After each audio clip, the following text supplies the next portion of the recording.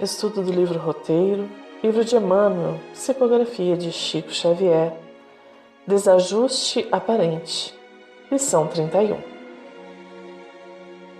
Durante muitos anos, a doutrina espírita foi alvo de críticas e combates por parte dos mais diversos segmentos religiosos. Ser espírita era sinônimo de ser adorador do diabo, e qualquer pessoa que se apresentasse como tal passava a ser mal vista, sofrendo o preconceito dos que não a compreendiam. Charge: nós espíritas estamos sofrendo com a onda de perseguições e críticas severas que recebemos. Parte 2 da charge.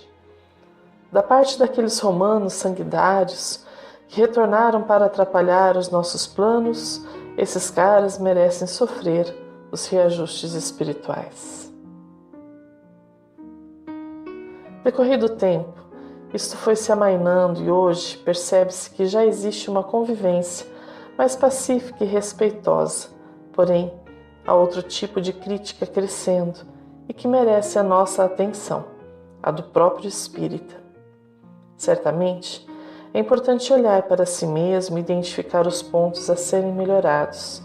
De igual forma, isso se dá dentro de um movimento religioso, ou antes que venham as críticas, um movimento científico, filosófico, religioso.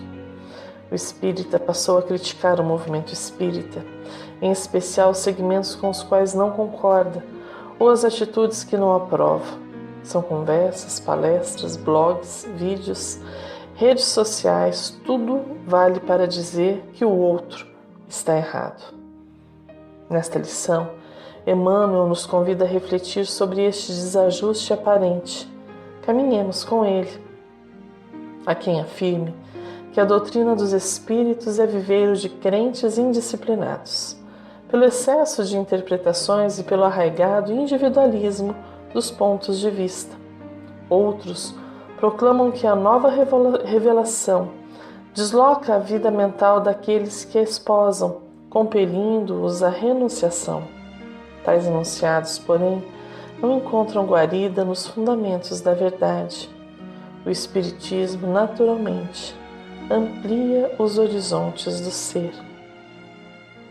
Há quem diga que se houver a reunião de 4 espíritas para decidir sobre alguma teoria, depois de algum tempo, teremos mais 6 novas teorias, satirizando o perfil de excesso de interpretações que Emmanuel nos fala neste início da lição. A princípio, tal fato não teria tão grande importância, eis que no mundo das ideias é bom pensar em diversas opções, buscando a verdade em suas várias faces que nos são possíveis de compreensão. A questão que se apresenta é o segundo item que Emmanuel nos traz, o arraigado individualismo dos pontos de vista. Quando passo a afirmar que apenas a minha teoria, seja qual for o assunto, é a correta, fecho a porta do diálogo saudável e da oportunidade de ampliar os meus conhecimentos, os meus horizontes. Ouvir, refletir, reter o que é bom, eis o caminho que os antigos já ensinavam. Mas se tudo isto nos é perceptível, estes excessos de interpretação acompanhados do individualismo, a lição nos convida a uma percepção mais profunda do que vemos e ouvimos, trazendo-nos o aspecto positivo deste caminhar natural, inclusive para nos dizer que esta forma de viver e ver o mundo é decorrente do próprio Espiritismo, que amplia os nossos horizontes. Se ontem mantínhamos nossos pensamentos restritos ao que nos era dito e permitido, hoje temos a oportunidade de pensar, de buscar dentro de nós definições, conceitos que sempre foram exteriores.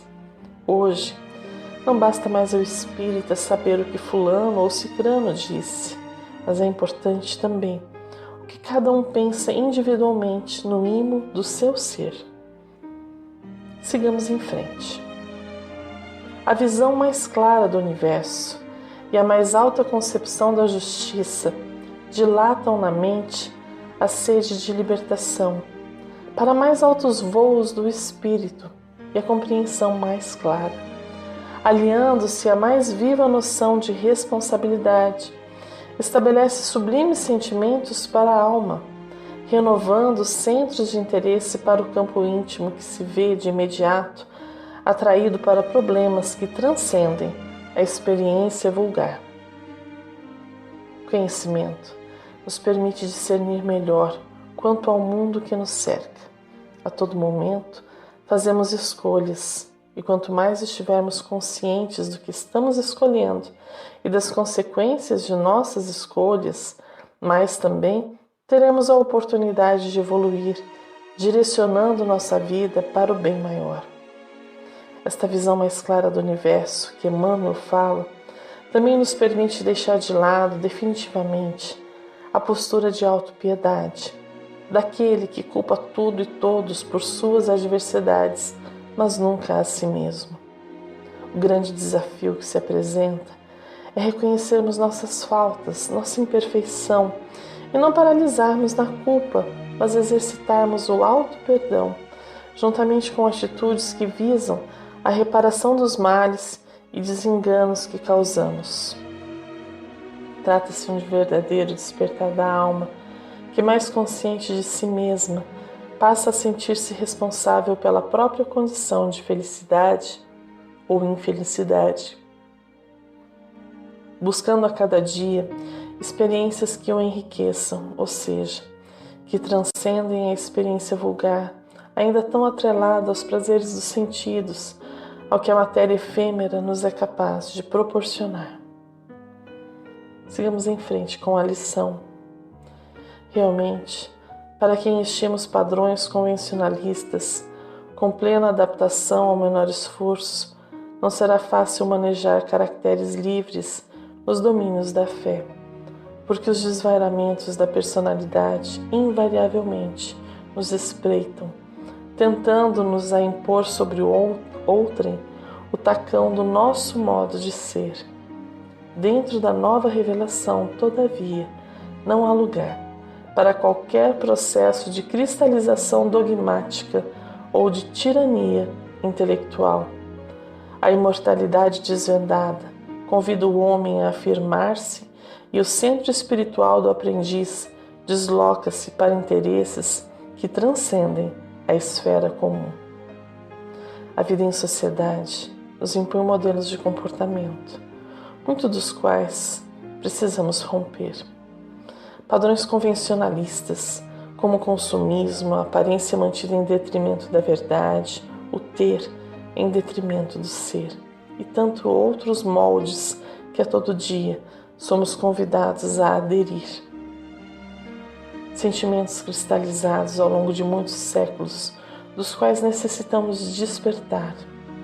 Fugimos do autoconhecimento, da busca pelo nosso ser integral, porque este caminho é cheio de obstáculos e desafios. Mudar um comportamento requer do espírito um grande esforço. Vem, porém, a doutrina espírita e nos mostra que somos frutos de experiências múltiplas. Qual a repercussão que este conhecimento nos traz? Acreditar em reencarnação me torna diferente de quem não acredita?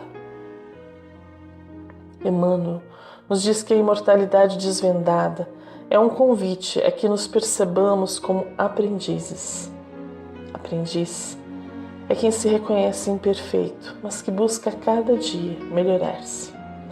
É também alguém que reconhece este mesmo estado nos que o cercam, tendo assim maior indulgência com as imperfeições alheias, eis que consciente de que todos estão em trajetória evolutiva, cada um a seu tempo e no seu ritmo.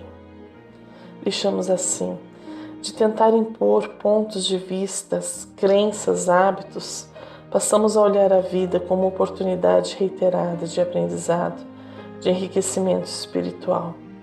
E este envolvimento é tão profundo que deixamos de nos importar com as coisas menores da vida cotidiana.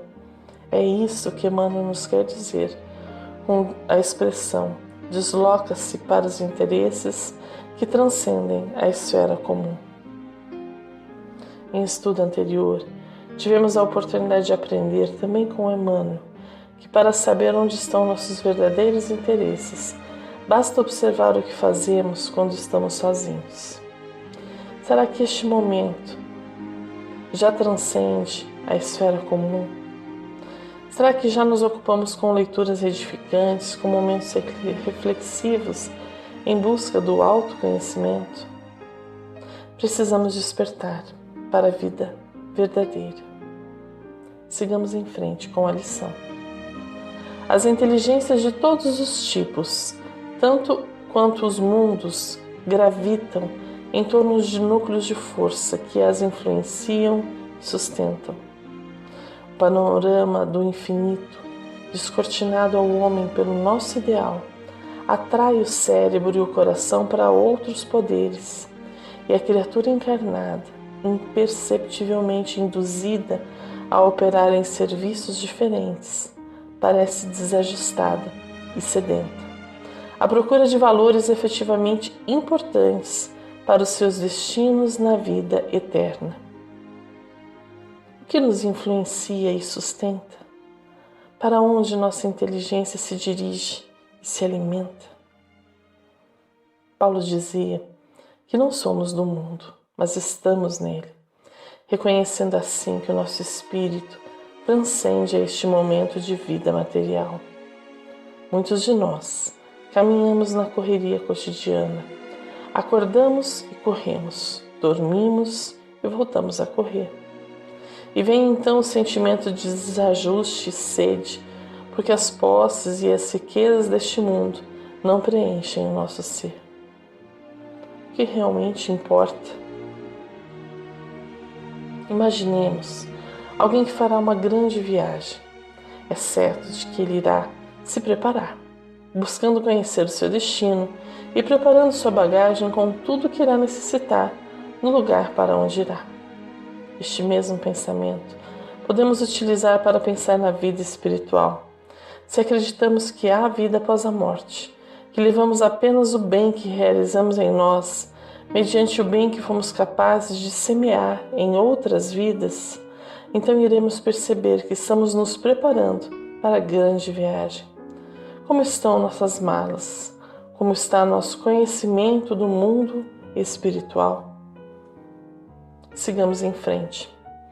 As escolas religiosas oficializadas ou organizadas, presas a imperativos de estabilidade econômicas, habitualmente gravitam em derredor da riqueza perecível ou da autoridade temporal da terra e jazem magnetizadas pela ideia de domínio e influência que no mundo facilitam a solidariedade e a união, de vez que a maioria dos espíritos encarnados, ainda cegos para a divina luz, reúnem-se e obedecem alegremente ao redor do ouro ou do comando sobre os mais fracos. Riqueza e poder são os mestres do nosso tempo.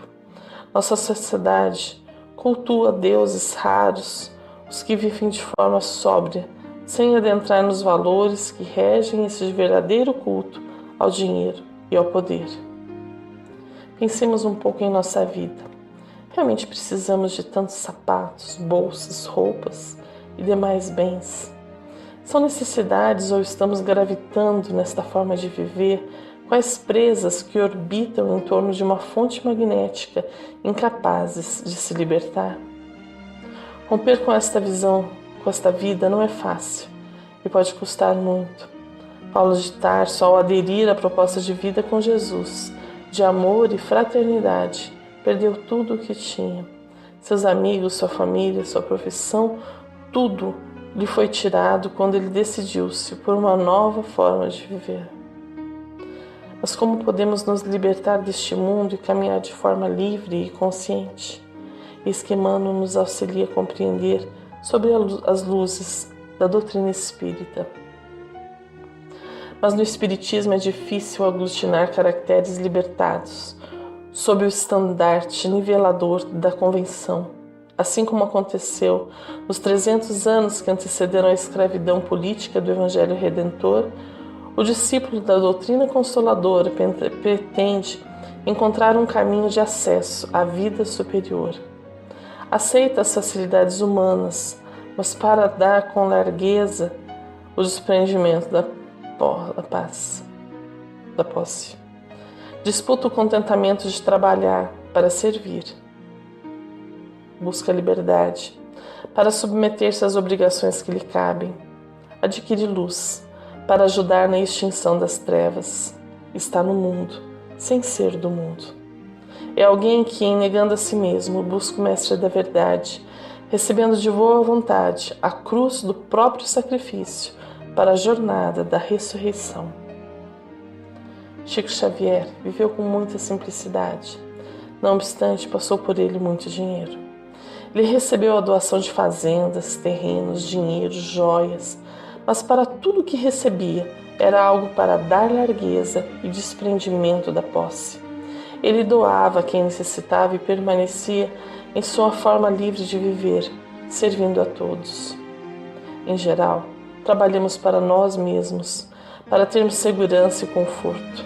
Mas a lição nos indica que o trabalho possui outra face: trabalhar para servir. Aquilo que era para muitos um fardo e uma obrigação adquire aspecto santo, puro. Deixa de ser algo apenas material para tornar-se oportunidade bendita de auxiliar o mundo em que vivemos a ser um lugar melhor. Ao assumir o seu papel na criação, o homem passa a ser luz para os que o cercam, auxiliando a todos com seu trabalho, com sua vida. Não importa a tarefa, importa como a realizamos. O livro Paulo Estevão nos conta a história de Gesiel, que mais tarde, como cristão, passaria a ser chamado de Estevão. Antes disso, porém, ele é feito escravo e vai trabalhar nas galeras. Poucos sobreviviam a trabalho tão duro e extenuante. Porém, Gesiel se destacava pelo bom ânimo e por servir com alegria. Dizia ele: "Mas todo o serviço é de Deus, amigo", respondeu Gesiel altamente inspirado. E desde que aqui nos encontramos em atividade honesta e de consciência tranquila, devemos guardar a convicção de servos do Criador, trabalhando em suas obras. Para todas as complicações da nova modalidade de sua existência, tinha uma fórmula conciliatória, harmonizando os ânimos mais exaltados. O feitor surpreendia-se com a delicadeza do seu trato e capacidade de trabalho, que se aliavam aos mais altos valores da educação religiosa recebida no lar. Finalizando a lição. E demorando-se cada discípulo em esfera variada de trabalho, observamos que eles todos, à maneira de viajores peregrinando escada acima, cada qual contemplando a vida e a paisagem do degrau em que se encontra, oferecem um espetáculo de almas em desajuste e extremamente separadas entre si. Porquanto, os habitantes do vale ou da planície, acostumados aos mesmos quadros de cada dia, com a repetição das mesmas nuances de claridade solar, não conseguem esquecer de improviso as velhas atitudes de muito tempo e nem podem entender o roteiro dos que se desinteressam da ilusão, caminhando em sentido contrário a eles, ao encontro de outra luz. Qual a esfera de trabalho que escolhemos estar? Qual a paisagem que a vida cotidiana nos revela? O que precisamos aprender para seguir em frente nesta trajetória evolutiva infinita? A lição é rica e não é para o outro, mas para mim, porque apenas eu poderei escolher o caminho que quero seguir. A cada dia poderei ter paz e alegria se souber aproveitar as oportunidades de aprendizado, mesmo as que pedem silêncio e resignação. Somos os autores de nossa própria felicidade. Que cada instante de nossa vida seja um caminhar para o encontro da luz que já habita em nós e espera o nosso querer e a nossa vontade para brilhar. A semeadura é livre, mas a colheita obrigatória. Carta aos Gálatas, capítulo 6, versículo 7. Um fraterno abraço e até o próximo estudo.